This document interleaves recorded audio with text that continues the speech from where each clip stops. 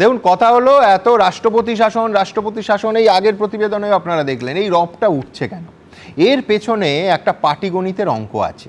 Supreme কোর্টে শেষ শুনানির দিন নির্বাচন কমিশন ওই দিন এবং তার পরের দিন হিসেব করে বলেছিল যে এখন বিবেচনাধীন নাম আছে 60,06,000-এর মতো নাম। তার মধ্যে গতকাল পর্যন্ত মানে 5 দিনে ক্লিয়ার হয়েছে 1,40,000 নাম। এখন এই কাজটা করেছেন 501 জন জুডিশিয়াল অফিসার। আগামীকাল ঝাড়খণ্ড এবং উড়িষ্যা থেকে এই রাজ্যে এসে পৌঁছবেন 100 জন করে, মোট 200 জন জুডিশিয়াল অফিসার। এখন যে গতিতে কাজ হচ্ছে সেই একই গতিতে কাজ চললে, আমি জানি এটা ওই কেসিনাগের অঙ্কের মতো লাগছে, যে গতিতে কাজ এতদিন হয়েছে, গত 5 দিনে হয়েছে, সেই একই গতিতে কাজ চললে অন্ততপক্ষে আরও 1 মাস বা 4 সপ্তাহ বা আরও একেবারে স্পেসিফিক্যালি বললে 28 দিন সময় লাগবে যাবতীয় লজিক্যাল ডিসক্রিপেন্সি ক্লিয়ার করতে। তাহলে এই বিবেচনাধীন কাজটা এপ্রিল মাসের প্রথম সপ্তাহ পর্যন্ত চলবে। আমি আবার বলছি, প্রায় কেসিনাগের পাটিগণিতের অঙ্কের মতো শোনাচ্ছে এই হিসেবটা, কিন্তু মোদ্দা কথাটা হলো গোদা হিসেবে এ রাজ্যে ভোট পেছনোর যথেষ্ট আশঙ্কা থেকে যাচ্ছে। এবং এইখানে আশঙ্কা থাকছে যে নতুন বিধানসভা গঠনের যে ডেডলাইন মানে 7ই মে, সেই সময়সীমা অতিক্রান্ত হওয়ার এবং রাষ্ট্রপতি শাসন জারি হওয়ার। তৃণমূলের সব থেকে বেশি আশঙ্কার কি এই জায়গাটা? ঠিক এই প্রশ্নটা নিয়েই যাব আমার পরের বক্তা অধ্যাপক শুভময় মৈত্রের কাছে।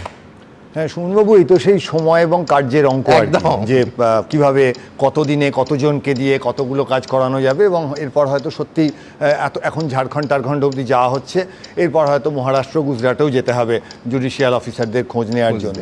কিন্তু এই রাজনীতির যে তৈলাক্ত পথ আর কি, আমাদের যেমন কেসিনাগে বাঁদরের গল্প ছিল, অঙ্ক টঙ্ক কষার পর উত্তর পেল 2-3টি বাঁদর, মানে বাঁদরটারই ভগ্নাংশ হয়ে গেল। সেরকম আমাদের দেশের গণতন্ত্রটা কতটা ভগ্নাংশ হয়ে যাবে আমি সেটা ভাবছিলাম। আপনি শুরু করেছিলেন কাল থেকে ঠিক পাল্টে যাব দেখে রাখিস তোরা, বলতে বলতে ঘুমিয়ে পড়লো অশ্বমেধের ঘোড়া পথের মধ্যিখানে। মানে গণতন্ত্রের যে ঘোড়া সে তো প্রায় ঘুমিয়েই পড়েছে। এবং ওই কবিতারই আরেকটা লাইন আছে আর কি, অশ্বমেধের ঘোড়ার পিঠে রাক্ষুসে এক মাছি।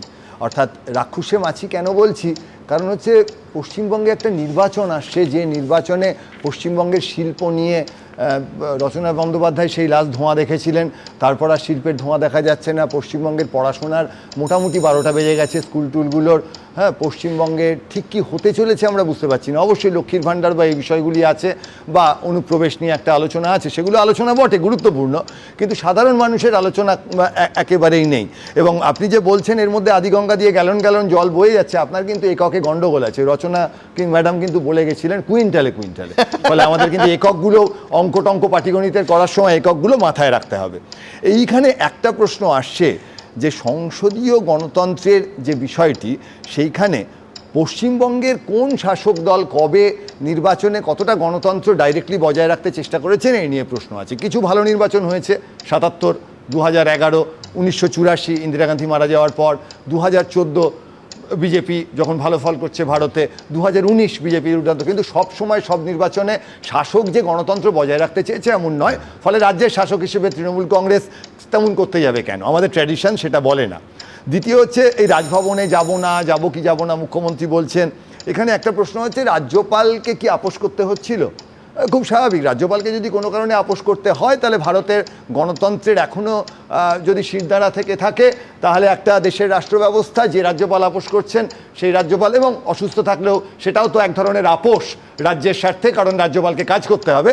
সেই জায়গায় যাকে পাঠালেন খুব গুরুত্বপূর্ণ, যাকে পাঠিয়েছেন তিনি ওই যে আপনি বলছিলেন রাজনীতির অঙ্ক, লক্ষ্য করলে দেখবেন আইপিএস অফিসার কেউ রাজ্যসভায় যাচ্ছেন, কেউ রাজ্যপাল হচ্ছেন। যিনি গেছেন তিনি কম্পিউটার সায়েন্সের খুব বড় লোক, রাজ্যসভায় যিনি গেছেন, যিনি এখানে আসছেন তিনি ফিজিক্সের। অর্থাৎ এনারা কিন্তু যে রাজনীতির অঙ্ক করছেন সেই রাজনীতিক অঙ্ক কিন্তু সাধারণ মানুষের অঙ্ক নয়। আমরা যে সময় ও কার্যের অঙ্ক, তৈলাক্ত বাঁশে ওঠানামার অঙ্ক করছি, তার থেকে কিন্তু অনেক ভালো অঙ্ক এনারা জানেন। হয়তো অ্যালজেব্রিক জিওমেট্রিও জানেন, টপোলজি জানেন।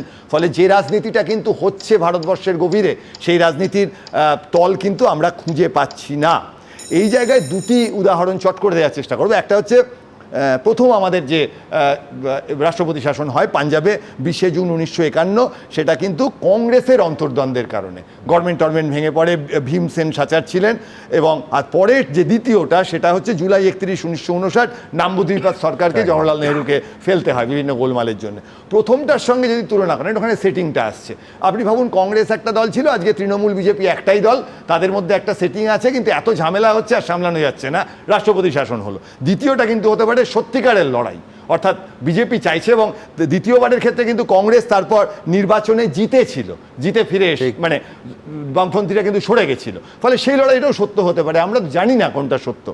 শেষ যে বক্তব্যটা সেটা হচ্ছে যে একদিকে যেমন আপনি ওই মঞ্চে এসআইআরের সঙ্গে তো একটা সম্পর্ক আছেই, সবটা মিটছে না, মঞ্চে বেহায়া দালাল আঙুল টাঙুল কেটে নিয়ে একলব্য করে দেয়া, এগুলো যেমন একদিকে আছে, অন্যদিকে কিন্তু আপনি লক্ষ্য করবেন তৃণমূল কংগ্রেস বলছে অপরিকল্পিত এসআইআর, অপরিকল্পিত এসআইআর সীমাবদ্ধতা আছে, এগুলো তো আমরা বিশ্লেষক হিসেবে বলছিলাম। তৃণমূল তো বলবে ইচ্ছা করে মানুষকে বাদ দেওয়া হচ্ছে, কিন্তু তৃণমূলের মঞ্চে লক্ষ্য করুন বারবার অপরিকল্পিত শব্দটি আসছে। তাদের তো অনেক কড়া বিরোধিতা করার দরকার ছিল। দ্বিতীয়, তৃণমূলের সেই মঞ্চে বারবার করে শব্দবন্ধ ব্যবহার করা হচ্ছে বৈধ নাগরিক, নিম্নবিত্ত প্রান্তিক মানুষদের কথা বলছেন, তারা কি দলিল দস্তাবেজ নিয়ে কিভাবে নাগরিক প্রমাণ করতে আসবেন? ফলে এইখানে কিন্তু প্রশ্ন তুলবেন সাধারণ মানুষ, এবং সেইখানে আপনার এই কবিতার দুটো লাইন আছে কিন্তু যেখানে সব শেষ হয়ে যায়নি। সেই লাইন দুটো বলছে, ঘুরিয়ে বলি আয় রে আমার অশ্বমেধের ঘোড়া, আয় যেরকম কথা ছিল তেমন করে বাঁচি। গণতন্ত্র তার যেরকম কথা ছিল, পশ্চিমবঙ্গের 100 কোটির গণতন্ত্র, সে কিন্তু এত অঙ্কটঙ্ক সত্ত্বেও তার নিজের মতো করে বাঁচার একটা চেষ্টা করবেই, এই নির্বাচনেও করবে। ধন্যবাদ শুভমাদা। আমি শুধু যোগ করব যে শুধুমাত্র বৈধ নাগরিক, গরিব হতে পারেন এবং বড়লোক হতে পারেন, বৈধ কাগজপত্র দিতে পারেননি বলে নাম বাদ গেছে এমন নয়, দেওয়ার পরে সম্পূর্ণ তাদের কোনো দায় ছাড়া তাদের নাম বাদ গেছে। আমি বলছি এই সংখ্যাটা ওয়ার্ডে ওয়ার্ডে যে কি পরিমাণ গেছে সেটা একমাত্র জানেন যিনি ভুক্তভোগী তিনি। এবং আমরা শুধু এইটুকু আশা করতে পারি, জুডিশিয়াল অফিসাররা এসেছে, বিচার বিভাগের কোর্টে বল গেছে, তারা অন্তত শেষ পর্যন্ত জাস্টিস দেবেন, যে যে বৈধ নাগরিকের বৈধ কাগজপত্র আছে তারা যেন তাদের ভোটাধিকার থেকে বঞ্চিত না হন। এই দাবি প্রথম দিন করেছিলাম, এখন এই এত কিছু হয়ে যাওয়ার পর আর খসড়া ভোটার তালিকা বেরোনোর পরও স্পষ্ট দাবি তুললাম। কিন্তু এখান থেকে আমি আবার অঙ্কে যাব, সেটা হচ্ছে কেন এই বারবার রাষ্ট্রপতি শাসন জারির কথা হচ্ছে। অঙ্ক কি বলছে, তারিখের অঙ্ক দেখুন তো। পশ্চিমবঙ্গে কি নির্ধারিত সময়ই হবে বিধানসভা নির্বাচন, নাকি তা করা সম্ভব হবে না? সেক্ষেত্রে কি রাষ্ট্রপতি শাসন জারি করা হতে পারে? রাষ্ট্রপতি শাসনের মধ্যেই হতে পারে বিধানসভা নির্বাচন? এরকমই নানা প্রশ্ন উঠছে। তার কারণ এসআইআরে এখনো বহু তথ্য যাচাইয়ের কাজ বাকি। 28শে ফেব্রুয়ারি প্রকাশিত ভোটার তালিকা অনুযায়ী 60,06,675 জনের নাম বিবেচনাধীন রয়েছে, যার মধ্যে শুক্রবার পর্যন্ত 7.5 লক্ষ ভোটারের নিষ্পত্তি হয়েছে বলে নির্বাচন কমিশন সূত্রে দাবি। অর্থাৎ এখনো বাকি প্রায় 52 লক্ষ। নির্বাচন কমিশন সূত্রে খবর, সুপ্রিম কোর্টের নির্দেশে এই কাজ করছেন 501 জুডিশিয়াল অফিসার। সেই কাজে যোগ দেবেন ওড়িশা, ঝাড়খণ্ড থেকে আসা আরো 200 জন জুডিশিয়াল অফিসার। এদিকে বর্তমান সরকারের মেয়াদ শেষ হবে 7ই মে। এখানেই প্রশ্ন উঠছে, নির্দিষ্ট সময়ের মধ্যেই কি এই বিপুল সংখ্যক নথিপত্র যাচাই করা যাবে? আর যদি তা না করা যায় তাহলে কি হবে? সমস্ত নথি যাচাই না করেই কি ভোট গ্রহণ সম্ভব? বিধানসভা ভোট পিছিয়ে দিতে হলে কি রাজ্যে 356 ধারা প্রয়োগ করতে হতে পারে? 28শে ফেব্রুয়ারি রোল আছে, তার সঙ্গে সংযোজন করে যেটা 6 লক্ষ নিষ্পত্তি হয়েছে, আরও নিষ্পত্তি হবে। যাবে একবার হয়েছিল সে 1990 সালের মতো, সেখানে হচ্ছে যে ওই খালিস্তান, ল অ্যান্ড অর্ডার তীব্র ব্যাপার। আর একমাত্র ডিক্লেয়ার্ড এমার্জেন্সি ছাড়া কিন্তু কিছুতেই ভোট পেছানো যায় না। সুপ্রিম কোর্ট এখানে বিচার করছেন এবং যাতে দ্রুততার সাথে জিনিসটা হয় সেটা দেখছেন। কিন্তু যেহেতু নির্বাচন কমিশন এখন অবধি জানাননি যে আন্ডার অ্যাডজুডিকেশন যারা রয়েছেন তাদের কবে নাগাদ তাদের মানে সাপ্লিমেন্টারি লিস্টে বেরোতে পারে, সেখানে আমরা কখনোই বলতে পারি না যে সেটা আগামী 1 মাসের মধ্যে বেরিয়ে যাবে বা আগামী 15 দিনের মধ্যে বেরিয়ে যাবে, এটা আমরা বলতে পারি না।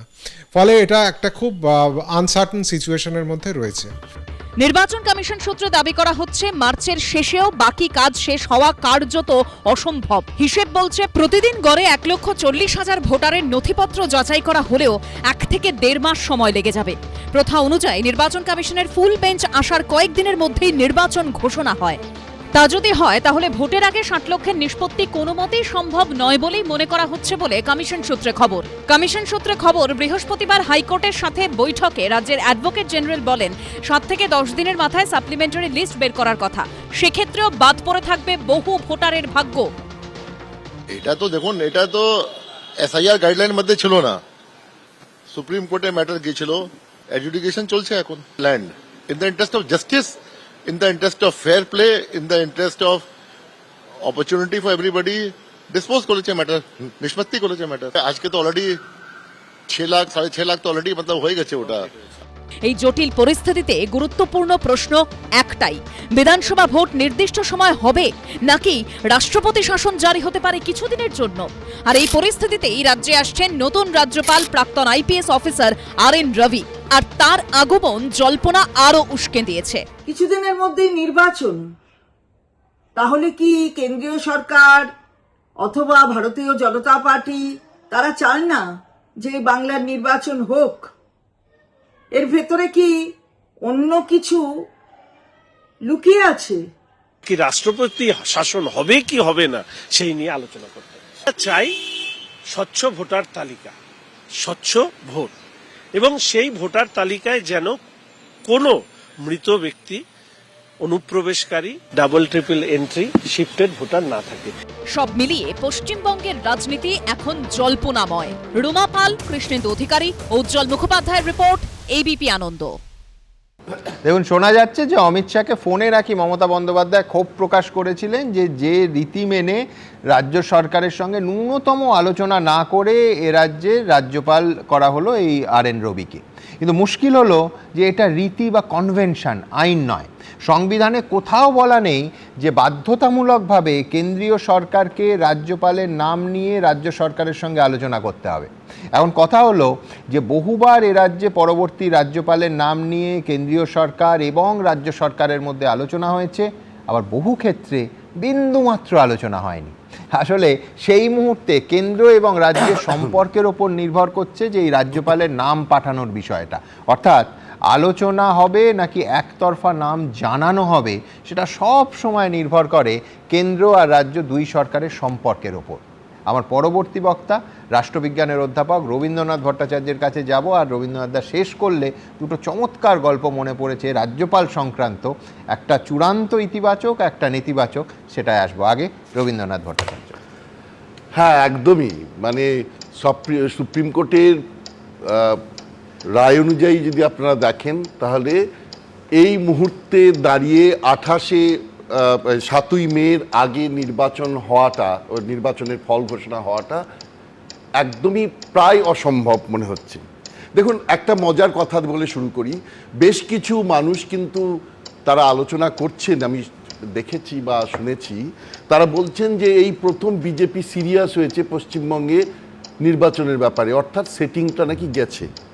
এখন এখানে তাদের দুটো নিয়ে আলোচনা হচ্ছে, এটা চক্রান্ত না পরিকল্পনা। চক্রান্ত আমরা কাকে বলি? যে পরিকল্পনার মধ্যে কিছু অনৈতিকতা থাকে তখন আমরা তাকে চক্রান্ত বলি। দেখুন, আপনি ঘটনা পরম্পরাটা বিশ্লেষণ করুন।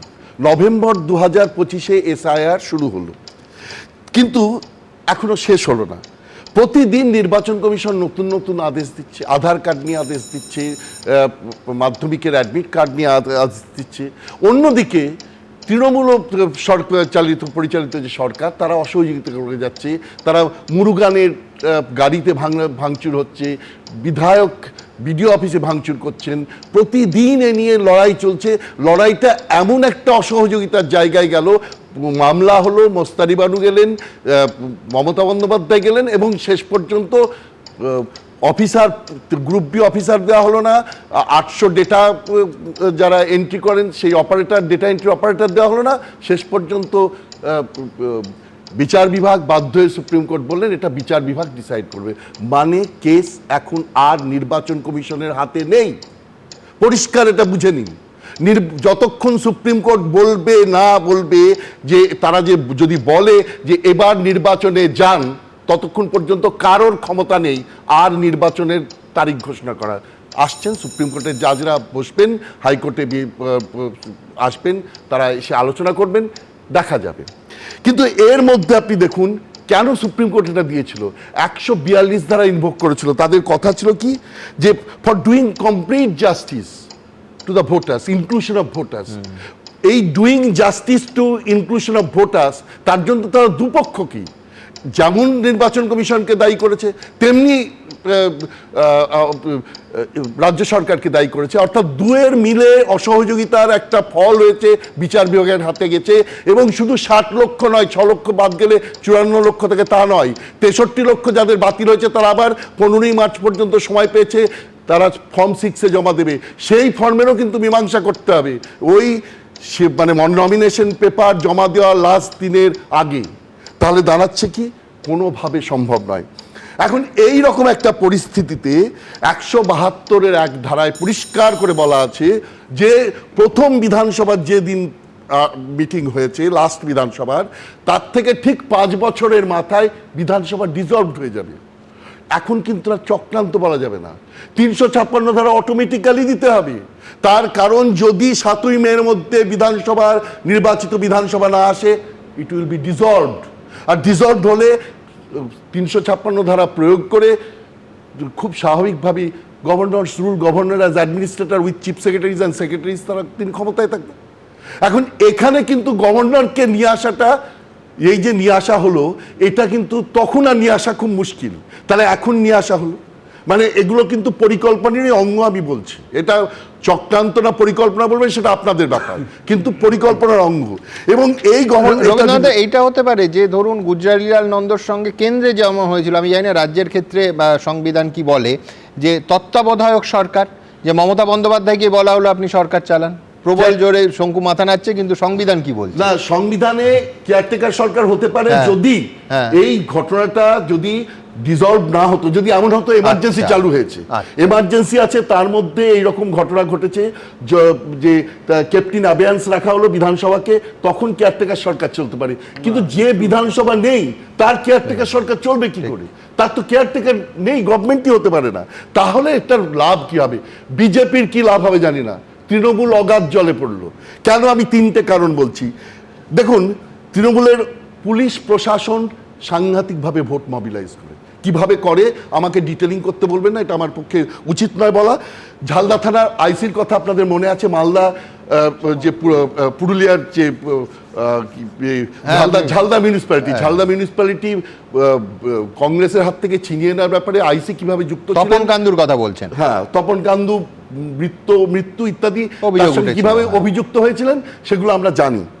দ্বিতীয় আর একটা জিনিস দেখুন, যে এই যে আয়ুষ্মান ভারত দীর্ঘদিন চালানো হচ্ছে না, এটা কিন্তু চলবে, এনারা যে টাকা আসবে, আমি আপনাদের বলছি, যদি রাষ্ট্রপতি শাসন হয়, যে পরিকল্পনা নিয়ে চলছে, প্রধানমন্ত্রী আবাস যোজনার টাকা আসবে, জল জীবন মিশনের টাকা আসবে, ঘরে ঘরে টাকা পৌঁছাবে। অর্থাৎ যে টাকা এতদিন বাংলা মনে করছিল পাচ্ছে না, লোকের কাছে বঞ্চনা বলছিল, রাষ্ট্রপতি শাসন হলে সেগুলো আবার চালু হবে। এবং 3, এই গণতান্ত্রিক পরিসর অনেক বেশি উন্মুক্ত হবে বিজেপির ক্ষেত্রে।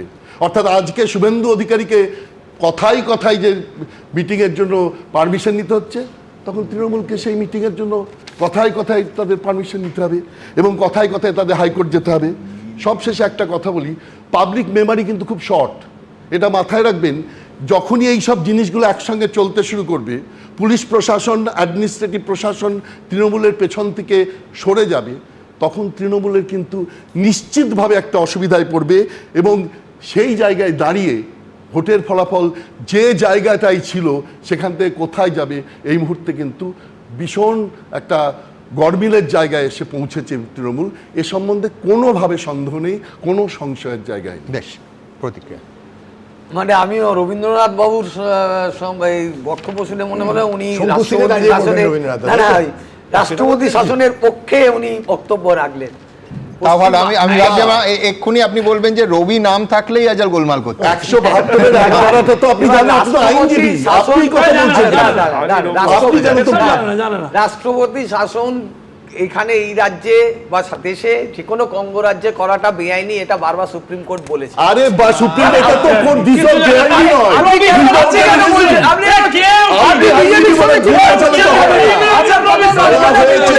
উইদাউট এ any আপনি valid আপনি reason? দাঁড়ান মশাই, আপনি এত কথা বলছেন কেন? আপনাকে আমার কথাটা শুনতে হবে তো। আপনি ভুল বলছেন, আমি আপনি ভুল বলছেন। রাষ্ট্রপতি শাসন এখানে করার কোনো সম্ভাবনা নেই। সাপ্লিমেন্টারি রিস্কের কথা বলা হয়েছে এবং সাপ্লিমেন্টারি রিস্ক যদি সাপ্লিমের মধ্যে না হয় কি হবে? আপনি কি চাইছেন? আমি কি চাইছি?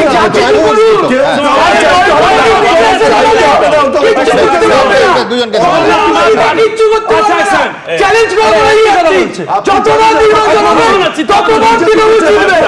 যতবার নির্বাচন হবে ততবার তৃণমূল জিতবে। জয়ের সঙ্গে বলে রাখা। সুমন দা, আমাদের দলের পলিসি আছে, সেটা আমি স্পষ্ট করতে চাই। নির্বাচিত সরকার ফেলে দাও। এটাই হলো বিজেপির পলিসি। কোনো মতেই রাষ্ট্রপতি শাসনের পক্ষে নয়। এই তো এতক্ষণ তৃণমূল ধরে আমরা কংগ্রেস বিজেপির লোক যেভাবে বলছি। কোর্টে গিয়ে তাণ্ডব করে কি বলছে আমি বিজেপির বিশ্লেষণ।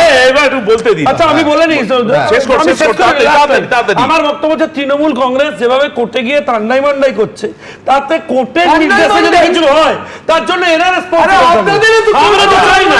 আমি অনলাইন বলি, প্রথম কথা হলো যে মুখ্যমন্ত্রী বলেছিলেন যে উনি প্রাণ থাকতে এসআইআর হতে দেবেন না, এসআইআর হচ্ছে, ওনার প্রাণও রয়েছে, এটাই অদ্ভুত ব্যাপার।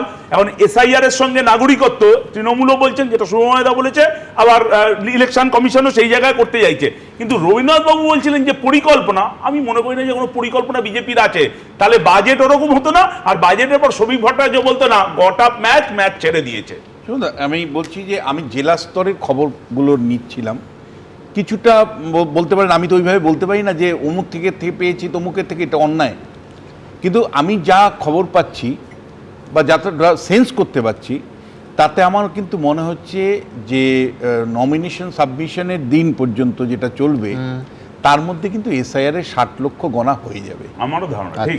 এটা আমাকে কিন্তু আমি একটা ফিগার রাখি, অফিসিয়াল সুপ্রিম কোর্টে যা ইসি বলেছে যে এখন যা সংখ্যা এই 200 জন আসার আগে, তাতে দিনে এক একজন জুডিশিয়াল অফিসারকে 250টা করে নাম ক্লিয়ার করতে হবে, which is between you and me. দর্শকরা বুঝতে পারছেন প্রায় অসম্ভব। 250টা যদি প্রতিদিন হয় তাতে লাগবে হচ্ছে 80 দিন।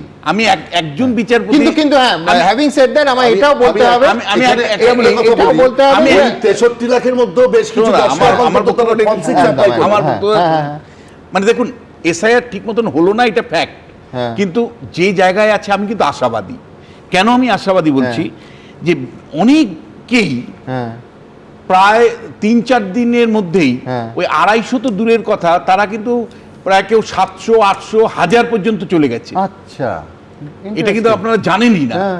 দ্বিতীয় যেটা, সেটা হলো যে আজকেও যে তারা জাস্টিস করতে পারছেন তো দিনে 700 তারা বলছে তারা, এবং এটা আমাকে রিকোয়েস্ট করেছে, পার্সোনালি কেউ রিকোয়েস্ট করেছে যে প্লিজ আপনারা, মানে এই যে রাজনৈতিক দলগুলো এত উত্তেজনা তৈরি করছে, বলছে আপনারা উত্তেজনাটা একটু থামান, আমরা যে দায়িত্বটা নিয়েছি আমরা কিন্তু এটা পালন করতে পারবো।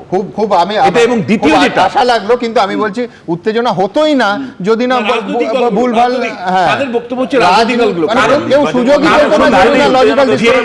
লজিক্যাল ডিসক্রিপেন্সিতে ম্যাক্সিমাম নাম শুধুমাত্র নামের বানান, নাম সংক্রান্ত সমস্যা বলছে আমাকে বললো কি 1 মিনিট 1.5 মিনিট স্যার লাগছে, বলছে এগুলো আমাদের দ্রুততার সাথে এগুলো শেষ হচ্ছে। একটা কথা বলে আমি বলছি যে আজকে সিও কনফারেন্স যদি দেখেন, সিও কিন্তু আপনার রিপোর্টারকে বলেছে 6 লক্ষর উপর কিন্তু ক্লিয়ার হয়ে গেছে। হ্যাঁ, বললাম তো আমি ফিগারটা। তার মানে কিন্তু আপনি মনে রাখবেন যে আমাদের কাজটা কিন্তু এগোচ্ছে, দ্রুততার সাথে এগোচ্ছে একদম। এবং আমার কিন্তু পূর্ণ আস্থা যে রাষ্ট্রপতি শাসনের আগেই এই কাজটা শেষ। আমি বলছি শুনে অত্যন্ত আশা জাগলো। হ্যাঁ, যাই হোক না কেন, এরপর কিছু ভুল থাকতেই হবে, এত বড় একটা প্রক্রিয়া, আর সেটা নেগলিজেবল হবে কিনা সেটা কিন্তু একটা বড় প্রশ্ন থাকছে। দ্বিতীয় সেটা হচ্ছে যে এই প্রক্রিয়াটাকে আরো সঠিকভাবে, আরো সহজভাবে করা যেত যদি রাজ্য, কেন্দ্র এবং নির্বাচন কমিশনের মধ্যে একটা ভালো আন্ডারস্ট্যান্ডিং থাকতো। আমি শুধু লাস্ট একটা কথা, সেটা হচ্ছে যেটা বৈশ্বনাথদা মোটামুটি যেভাবে জিতবেন বললেন আর কি, আমি বলছি যে যতবার ডারবি ততবার হারবি এই ধরনের স্লোগান খেলার মাঠে হয়, কিন্তু বৈশ্বনাথদার কাছে, বিজেপির কাছে, সিপিএম এর কাছে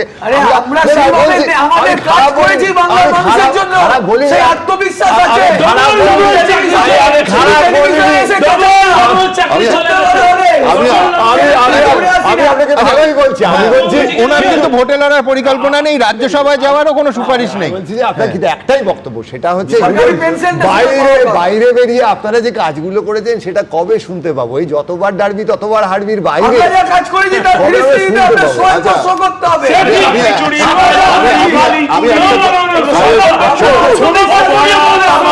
আমাদের সেই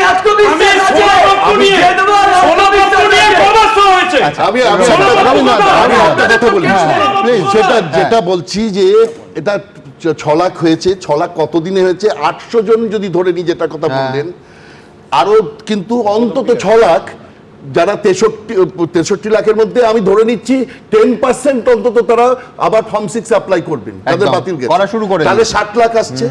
800 জন যদি 1000 টাকা করে করে, তাহলে 80 লাখ হয় 100 দিনে। এই 80 লাখ আমি 60 লাখ করতে অন্তত 2 মাস সময় লাগবে। টিচার বলুন তো,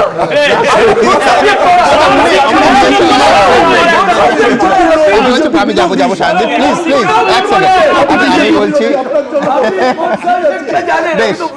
আমি বলছি উনি যে সাবজেক্টেরই অধ্যাপক হন না কেন, উনি যে অঙ্কটা করলেন সেটা একেবারে মানে কেসি নাগেরও নয়, তার থেকে সহজ স্তরের পাটিগণিত, যার ফলে ওটাই ভুল হওয়ার কথা নয়। কিন্তু দুটো চমৎকার গল্প, আমি যেটা রাজ্যপাল নিয়ে অনুষ্ঠান করে না আপনাদের বললে সেটা অন্যায় করা হবে। তো সবসময় আমি রবীন্দ্রনাথ দা বলার আগে যেটা বলছিলাম না, যে কেন্দ্রের সরকার আর রাজ্যের সরকারের মধ্যে সম্পর্কের ওপর সবসময় ডিপেন্ড করে যে রাজ্যপাল নিয়ে কি অবস্থান হবে।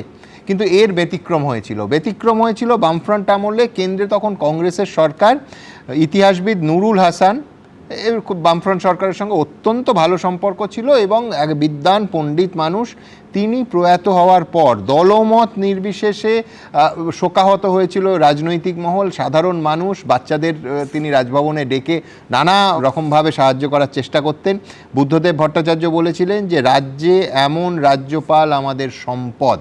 তার ক্ষেত্রে কিন্তু নাম পাঠানো হয়েছিল, কোনো পরামর্শ নিয়ে করা হয়নি। 1 নম্বর, অর্থাৎ রাজনৈতিক প্রতিদ্বন্দ্বী কেন্দ্র এবং রাজ্যের মধ্যেও কিন্তু এই উদাহরণ আছে। আর 9-এর দশকের এটা একেবারে আমাদের সাংবাদিকতার অভিজ্ঞতা এবং স্মৃতি থেকে বলতে পারি। টিভি রাজেশ্বর, তিনি সিবিআইয়ের প্রাক্তন অফিসার ছিলেন। খবর এলো যে দিল্লি থেকে তাকে রাজ্যপাল করে পাঠানো হচ্ছে। অনুকরণীয় জ্যোতি বসু প্রতিক্রিয়ায় বলেছিলেন, হ্যাঁ শুনেছি, উনি আইবির গোয়েন্দা ছিলেন, গোয়েন্দাতে আমাদের আপত্তি নেই, ভালোই তো, অবসর জীবনটা রাজভবনে কাটাবেন। সুতরাং আমি বলছি এই দুটো গল্প না বললে অসম্পূর্ণ থেকে যাবে। কিন্তু এইখানে যেহেতু ভোটার লিস্ট নিয়ে এত কথা হচ্ছে, খুব স্পষ্ট ভাষায় আপনাদের বলছি, সেটা হচ্ছে বামেরা, তার আগে কালকে নওশাদ এবং হুমায়ুন কবিরকেও দেখলাম, একেবারে স্পষ্টভাবে বলছেন যে একজন ভোটারকেও এই বিবেচনাধীন রেখে ভোট করা যাবে না। সিপিএম এবং কংগ্রেস সেই নিয়ে পথেও নেমেছে। সুতরাং এইখানে যদি এই দাবিটাকে সামনে রাখি, তাহলে কিন্তু এই পাটিগণিতের হিসেবটা একটু গোলমেলে ঠেকছে। দেখুন, নির্বাচন কমিশনের ভোটার তালিকায় বাদ পড়েছে 63,66,952 জনের নাম। বিবেচনাধীনের তালিকায় রাখা হয়েছে 60,06,675 জনকে। বিধানসভা ভোটের মুখে এই তালিকা ঘিরে তোলপাড় পড়ে গেছে। আন্দোলনের ঝাঁঝ বাড়াতে শুক্রবার থেকে ধর্নায় বসেছেন মমতা বন্দ্যোপাধ্যায়। যারা বেঁচে আছেন অথচ মৃত হিসেবে ঘোষণা করেছেন, লজ্জা রাখার জায়গা নেই। এই বিপুল সংখ্যক নাম বাদ ও বহু মানুষকে বিবেচনাধীনের তালিকায় রাখার প্রতিবাদে আগেই সরব হয়েছে সিপিএম, কংগ্রেসও পথে নেমেছে তারাও। এসআইআর ইস্যুতে রাতভর সিইও অফিসের বাইরে ধর্নায় বসেছে সিপিএম। 60 লক্ষ ভোটারকে বেকায়দায় ফেলে দেওয়া হয়েছে, হয়রানির মধ্যে ফেলে দেওয়া হয়েছে, এবং what is the way out? তাদেরটা না করে ভোট কী করে হবে? তাদের ইস্যুটা সর্ট আউট না করে ভোট তো হতে পারে না। শুক্রবার আলিপুরের জেলা নির্বাচনী আধিকারিকের দপ্তরের সামনে বিক্ষোভ দেখায় দক্ষিণ কলকাতা প্রদেশ কংগ্রেস। তাদের দাবি, দক্ষিণ কলকাতায় 78,000 মানুষের নাম বিবেচনাধীনের তালিকায় রাখা হয়েছে, যাদের বেশিরভাগই বৈধ ভোটার। দিল্লিতেও নির্বাচন কমিশনের দ্বারস্থ হয়েছে কংগ্রেস। এই যে 60 লক্ষ অ্যাডজুডিকেটেড, আমরা চাই এই সমস্ত ভোটারকে আপনাদের মূল তালিকার মধ্যে আনতে হবে এবং এনে নির্বাচন করতে হবে। একটিও জেনুইন ভোটার যাতে ভোটার লিস্ট থেকে বাদ না যায়। ভোটার তালিকা নিয়ে জেলা শাসকের দপ্তর থেকে 50 মিটার দূরে গান্ধী মূর্তির পাদদেশে অবস্থান বিক্ষোভ চালিয়ে যাচ্ছে মালদা জেলা কংগ্রেসও। শুক্রবার শিলিগুড়ির হাসমি চকে প্রাক্তন মেয়র অশোক ভট্টাচার্যের নেতৃত্বে প্রতিবাদ অবস্থানে বসে সিপিএম। আমাদের রাজ্যের মানুষের যে ভোটাধিকার, সাংবিধানিক যে অধিকার, সেই অধিকারটাকে কেড়ে নিচ্ছে নির্বাচন কমিশন। কেন্দ্রের বিজেপি সরকারের নির্দেশে তা করা হচ্ছে। কে বৈধ কে অবৈধ, কবে শেষ হবে সব নথি যাচাই? সব বৈধ নাগরিক ভোট দিতে পারবেন তো? এই নিয়ে যুদ্ধ চলছে। এবিপি আনন্দ। আপনারা জানেন Facebook, YouTube, x, Insta, thread এই সমস্ত জায়গায় আমরা কিছু মন্তব্য রাখি। কত শতাংশ মানুষ কি বলছেন? এসআইআর এর নামবাদের প্রতিবাদে ধর্নায় মুখ্যমন্ত্রী। হয়রানি নিয়ে কমিশনের বিরুদ্ধে ক্ষোভকে হাতিয়ার করে ভোটে কি তৃণমূলের লাভ হবে? লাভ হবে এমনটা বলছেন 72% মানুষ, হবে না মনে করছেন 27% মানুষ, যা বলতে চাননি 1%। ভোটের মুখে হঠাৎ করে রাজ্যপাল বদল, রাষ্ট্রপতি শাসন জারি করার ছক আশঙ্কা তৃণমূলের। আপনিও কি তাই মনে করেন? 66% মানুষ মনে করছেন একেবারে তারা তাই মনে করেন। 32% মানুষ তা মানতে চাননি, 2% মানুষ বলতে চাননি। সিভি আনন্দ বোসের হঠাৎ বিদায়ের নেপথ্যে অমিত শাহর হাত দেখছেন মমতা বন্দ্যোপাধ্যায়। এই সন্দেহে সত্যতা আছে বলে মনে হয়। 49% মানুষ মনে করছেন সত্যতা আছে, 50% মানুষ মনে করছেন কোনো সত্যতা নেই, 1% মানুষ বলতে চাননি। তামিলনাড়ুতে অবিজেপি সরকারের সঙ্গে পদে পদে সংঘাত ছিল পশ্চিমবঙ্গের পরবর্তী রাজ্যপালের। তৃণমূল সরকারের সঙ্গেও কি সংঘাতপূর্ণ সম্পর্কই হবে তার? 91% মানুষ মনে করছেন হ্যাঁ অবশ্যই তার সঙ্গে এই সরকারের সংঘাতপূর্ণ সম্পর্ক হবে। 7% মানুষ মানতে চাননি, 2% মানুষ কিছু বলতে চাননি। মন্তব্যে যাব। প্রদীপ বল লিখছেন হঠাৎ ভোটের মুখে রাজ্যপাল বদলের পেছনে যে বিজেপির বড় পরিকল্পনা আছে সেটা বলার অপেক্ষা রাখে না। অতীশচন্দ্র পাওয়ার লিখছেন চোখের বালি সিভি আনন্দ বোস কি করে রাতারাতি শাসক দলের চোখের মণি হয়ে গেলেন সেটাই বড় রহস্য। অনুজ সাহা লিখছেন রাজ্যপাল বদল নিয়ে তৃণমূলের এত ভয় অনেকটা রান্নাঘরে গিয়ে আমি তো কলা খাইনির মতো। সপ্তর্ষি চট্টোপাধ্যায় লিখছেন বিজেপি রাজভবনগুলোকে কবজা করে নিয়েছে এটা পরিষ্কার। শুভ দত্ত লিখছেন আর.এন. রবির তামিলনাড়ুতে যা করেছেন সেটা করতেই বোধহয় তাকে পশ্চিমবঙ্গে পাঠানো হয়েছে। ঠিক এখান থেকে আমার আপনার জীবনে অত্যন্ত গুরুত্বপূর্ণ আরেকটা বিষয় আসবো, সেটা অবশ্যই রান্নার গ্যাস। এবং 21 দিনের মধ্যে একটাই সিলিন্ডার, একটাই রান্নার গ্যাস বুক করা যাবে। এই নিয়ম আগে ছিল, সেই নিয়ম আর একবার এই যুদ্ধের আবহে নতুন নিয়ম আরও কার্যকর হলে, নতুন নির্দেশিকা হলো। কিন্তু এই পুরনো নিয়ম হঠাৎ নতুন করে কার্যকর হলো কেন? এইখানে অনেকে আশঙ্কা করছেন। আর তেলের দাম বৃদ্ধি নিয়ে আশঙ্কা তো আছেই। দেখুন, কথায় আছে তেলে জলে মেশে না, কিন্তু পারস্য উপসাগরীয় দেশগুলি থেকে তেলের ট্যাঙ্কার ওমান সাগরে এসে না মেশা অবধি ঘুম উড়েছে গোটা বিশ্বের। পশ্চিম এশিয়ার যুদ্ধের আঁচ সরাসরি এসে পড়তে চলেছে ভারতের রান্নাঘরে। হরমুজের দখল ধরে রেখেছে ইরান। আর এই পরিস্থিতিতে ভারতের জন্য ক্রমেই বাড়ছে উদ্বেগ। তেল এবং এলপিজির যোগান নিয়ে বাড়ছে আশঙ্কা। রাজ্যের এলপিজি ডিস্ট্রিবিউটরদের তরফে দাবি করা হয়েছে তাদের কাছে মাত্র 4 থেকে 5 দিনের জন্য এলপিজির স্টক রয়েছে। এই পরিস্থিতিতে তাদের কাছে এসেছে পেট্রোলিয়াম মন্ত্রকের নির্দেশিকা। বলা হয়েছে 21 দিনের আগে নতুন করে কোনো সিলিন্ডার বুকিং নেওয়া যাবে না। রেস্ট্রিকশন শুরু হয়ে গেছে, বড় বড় কাস্টমারদেরকে সাপ্লাই এখন আর দেওয়া হচ্ছে না। এইচপিসি বিপিসি সাপ্লাই বন্ধ হয়েছে, ইন্ডিয়ান অয়েলেরও হয়তো আজকালের মধ্যে বন্ধ করে দেবে। বৃহস্পতিবার সন্ধ্যা থেকে ফোনে এলপিজি সিলিন্ডার বুকিং করতে গিয়ে পরিষেবা পাচ্ছিলেন না অনেকেই। শুক্রবার সকালে উদ্বেগে কেউ কেউ ডিস্ট্রিবিউটরের অফিসে পৌঁছে যান। কাল সন্ধ্যা থেকে ফোনে বুক হচ্ছে না। আমি আজ যার জন্য অফিস না গিয়ে এই বুকিং নিয়ে চলে এলাম। শুক্রবার সন্ধ্যা থেকে অবশ্য ফোনে এলপিজি বুকিং পরিষেবা ফের চালু হয়। সূত্রের খবর, এই পরিস্থিতিতে রান্নার গ্যাসের উৎপাদন বাড়ানোর নির্দেশ দিয়েছে কেন্দ্র। সরকারি সমস্ত রিফাইনারি সংস্থাকে এই নির্দেশ দেওয়া হয়েছে। কেন্দ্রীয় সরকার সূত্রের অবশ্য দাবি করা হচ্ছে দেশে তেল ও রান্নার গ্যাসের ঘাটতি নেই। কিন্তু বিশেষজ্ঞরা বলছেন যুদ্ধ যদি লম্বা চলে এবং ইরান যদি হরমুজ প্রণালী চীন ও রাশিয়া ছাড়া আর কারোর জন্য খুলে না দেয় তাহলে সংকট তৈরি হতে পারে। তার কারণ তেলের দাম বিশ্ববাজারে চড়চড় করে বাড়ছে। 26শে ফেব্রুয়ারি বিশ্ববাজারে অপরিশোধিত তেলের দাম ছিল 6,500 টাকা প্রতি ব্যারেল। 2রা মার্চ সেই দাম বেড়ে হয় 7,175 টাকা।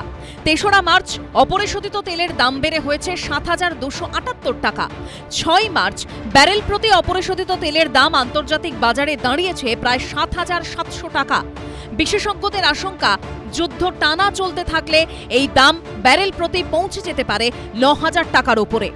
1.5 মাসে কনজিউম করতে পারি, তাহলে কিন্তু আমার মনে হয় যে সংকটটা, উদ্ভূত সংকট যেটা তৈরি হচ্ছে, যে অনিশ্চয়তাটা তৈরি হচ্ছে, সেটা সাধারণ মানুষ সেইভাবে মোকাবিলা করতে পারে।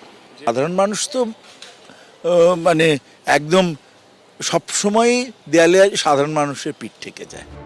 গোটা বিশ্বে প্রতিদিন এই হরমুজ প্রণালী হয়ে পৌঁছয় 150 লক্ষ ব্যারেল অপরিশোধিত তেল।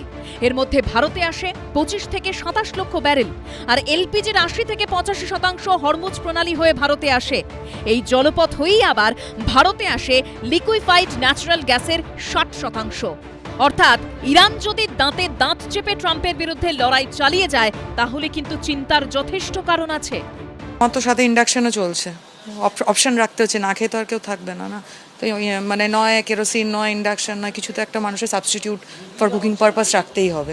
হরমুজ প্রণালীতে এই অস্থিরতার মধ্যেই রাশিয়া থেকে তেল আমদানিতে ভারতকে সাময়িক ছাড়পত্র দিল আমেরিকা। ডোনাল্ড ট্রাম্পের প্রশাসন জানিয়েছে আগামী 1 মাস রাশিয়ার তেল কিনতে পারবে ভারত। এই ডোনাল্ড ট্রাম্পই জানিয়েছিলেন নরেন্দ্র মোদী সরকার রাজি হয়েছে রাশিয়া থেকে তেল না কিনতে। তখনই প্রশ্ন উঠেছিল, ভারত কোথা থেকে তেল কিনবে কিংবা না কিনবে তা ঠিক করে দেওয়ার ট্রাম্পকে। এই পরিস্থিতিতে আমেরিকার অর্থ সচিব স্কট বেসেন্ট সোশ্যাল মিডিয়ায় পোস্ট করে লিখেছেন, ডোনাল্ড ট্রাম্পের জ্বালানি কর্মসূচিতে তেল ও গ্যাস উৎপাদনের রেকর্ড উচ্চতায় পৌঁছেছে দেশ। বিশ্ববাজারে তেলের সরবরাহ সচল রাখতে আমেরিকার অর্থ বিভাগ ভারতকে রুশ তেল কেনার অনুমতি দিতে 30 দিনের একটি সাময়িক মকুব বা ওয়েভার জারি করেছে। এরপরেই মোদী সরকারকে অল আউট আক্রমণে নেমেছে বিরোধীরা। তাদের প্রশ্ন, মোদী সরকার কি ট্রাম্পের ছাড়পত্র না পেলে এখন কোনো কাজই আর করতে পারে না? भारत का प्रधानमंत्री अमेरिका और इजराइल के हाथ की कठपुतली बन चुका है। They are giving us a license for 30 days. It's not just a license, it's a waiver. Waiver कहां दिया जाता है? वेवर वहां दिया जाता है जहां रेस्ट्रिक्शन डाली जाती है। भारतीय जनता पार्टी की केंद्र में सरकार राष्ट्र हितों से परे कोई काम करेगी और राष्ट्र हित में अपना काम करती जाएगी। ये अपना बोलते रहेंगे, काम जो देश हित में होना है वो होते रहेंगे। যুদ্ধ কবে শেষ হবে? সংকট মিটবে না জটিল হবে? সাধারণ মানুষের হাল কি হবে? ভারতের কি হবে? এগুলোই এখন মূল প্রশ্ন। সুকান্ত মুখোপাধ্যায়ের রিপোর্ট, এবিপি আনন্দ।